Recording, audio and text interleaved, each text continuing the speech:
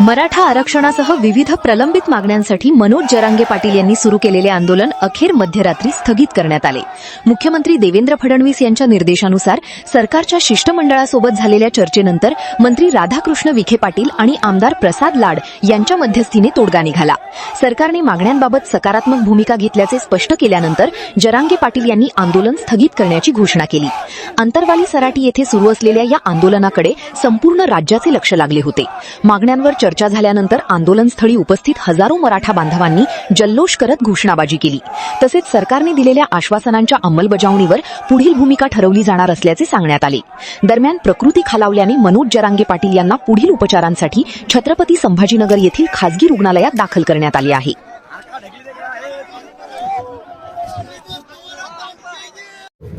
त्यांना सांभाळायला कोण पुतण्याला द्यावा तर पुतण्याचा काय भरोसा आहे, कमलीलाच नाही पण पोरीला द्यावा। आणि काय काय ठिकाणी असं म्हणणं आहे की पुतण्याला जे आमचं एकत्र कुटुंब आहे, आम्हाला मुलगा नाही आता होता तो वारला आरक्षणासाठी।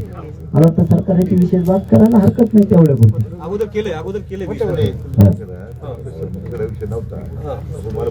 साहेब राहुल सरला दिले सर पण होते। म्हणजे याच्या सूचना काढायला अधिकार पोराव सगळे म्हणजे सगळ्या सूचना निघल्या तर काम कसं होईल मग पुढं बरोबर आहे। हा नाही अभ्यासाकरता पण हे सूचना लवकर निघून द्या। हा सगळ्या म्हणजे सूचना म्हणजे आधीच सरकारला दिले की हे काम लगेच लागू होते।